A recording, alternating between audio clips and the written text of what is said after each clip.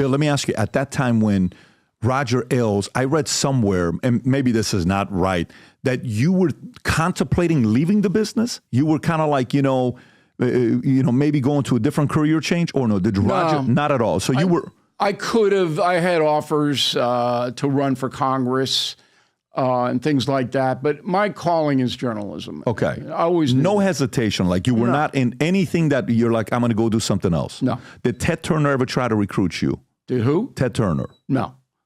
NBC did. Did you have any interaction with Ted? Never talked to him. You've never met him? Wait a minute. No, I had him. I had him on the show. No, see, I'm so old. I can't remember the tens of thousands of people I've interviewed.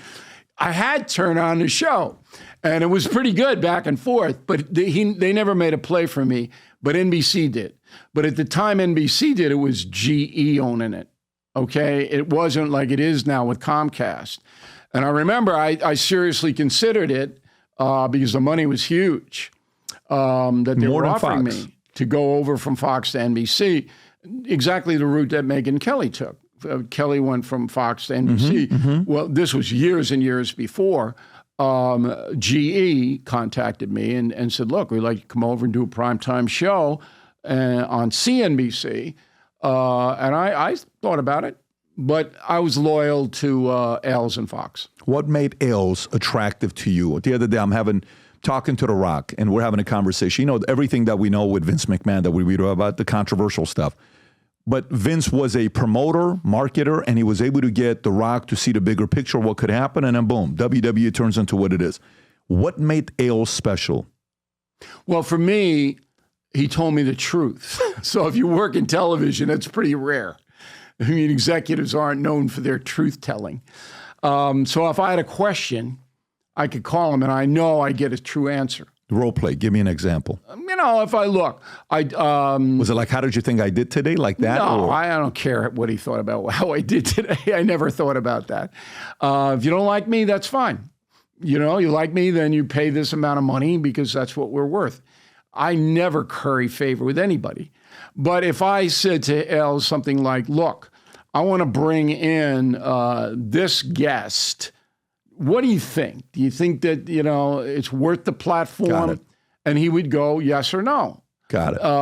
And then he would give me stuff I didn't know. Yeah. Because he knew unbelievable. How would he give it to you? Just verbally. But was it kind of like was it a direct approach, or was it like, hey, Bill, what do you think about having John Doe on? Once in a while, he would call me with those questions. Okay. I would never intrude on him. Did you guys ever have a big blow up? Did you guys ever have? We had one real big blow up. What was it over? But remember, 20 years I worked there. I know. We had one blow up, and it was about Romney. You mentioned Romney. So I knew Romney was going down. And Ailes was a big Romney fan. Liked the governor a lot. I liked him. I went to a Red Sox game, Boston Red Sox game with Romney and his wife and his son, and we had a great time. His hair never moved. Romney, no matter how windy it was, Romney, it was like Dick Clark. It just never moved. And I kept going, how does that hair stay like that? Anyway, I liked the governor. I thought he did a very good job in Massachusetts as a Republican governor in a Democratic state, and I admired how he did that. But I knew that Obama was kicking him. And I told Ailes that. I said, look, we're trying to get him, just as you mentioned in your lead, we're trying to get him to come on in here for a last interview. And he's right. He's dodging us. He's ducking us. He goes, I duck you too because you're just rude to everybody. I said, everybody knows I'm rude. That's no excuse. He's trying to be president, all right? So I'm rude. So what? Just answer the questions and I won't be rude. He goes, I'm not going to tell him to come in. I said, do you want him to win? He goes, yeah, he's got to win. I said, then he's got to come in. And then that was the argument, okay? And I remember it so vividly because I was in Nantucket at the time, in Romney territory. And I'm on the old cobblestone street in Nantucket town on one of these new cell phones. And Ailes is going, yeah, you're sabotaging. I said, I'm telling the truth. He's losing. What do you want me to do? Tell the audience he's winning? He's not. You know it. That was it. And that was the big, and I never really had anything else with him. But I didn't hang with Roger. He was so funny. I mean, it was So you guys were not friends? I would say we were friends. Friendly or friends? I would, if he needed anything, or his family, or his child, I would provide it like that. But here's what I mean by it. Like, like certain I wasn't people, hanging with That's him. what I'm saying. Like, are you going to watch a football game with him? You're going to... No, I'm not going to his house. Got it. Because I don't do that. You don't do that with superior... no. Or you just don't do that with anybody? I don't. No, I do with... My friends are people that I went to grammar school with. BillO'Reilly.com. The guy who just retired, but who ran it for many, many years. I was in first grade with him. Till today? Yeah, I was in first grade with him because I trust those people. It's hard to trust people these days.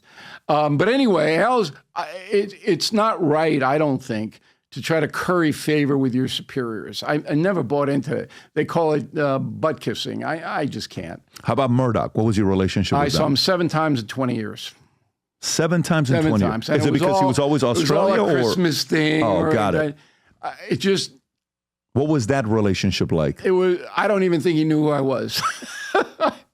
I just don't know. But I'm not a corporate creature. I'm not. I'm so much happier that I'm now running corporations. I'm never comfortable in that corporate culture. Why is that? Because I'm a rebel. I'm a renegade. I don't go along to get along. I work at CBS News, I work at ABC News, I work with King World Inside Edition, Fox News, and I made money for all of them, lots of money, but I wasn't a guy who was going to come in and take orders from idiots. I just wasn't going to do that. And by the way, happy belated birthday. You just had a birthday, I think. Thank you. And you're a Virgo. Are you a true Virgo? Are you like a perfectionist? Are you like a... Yes. I think you are, right? Because... Okay, absolutely. Whatever that star says I am. This is the USA gear, limited edition for the rest of the year. If you love America, sport this USA gear. On the side, it says Future Looks Bright.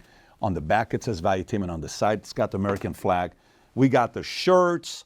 We got the flip-flops. These are the only flip-flops I wear when I'm at the house and walking the dogs. It feels amazing with the gel in it. So, if you love America, if you believe the future looks bright, if you love Valuetainment, click on the link above or below. Go wear some of the gear and tag us because we share the pictures on the podcast all the time. So go to vtmerch.com and place your order. So if you like this clip and you want to watch another one, click right here. And if you want to watch the entire podcast, click right here.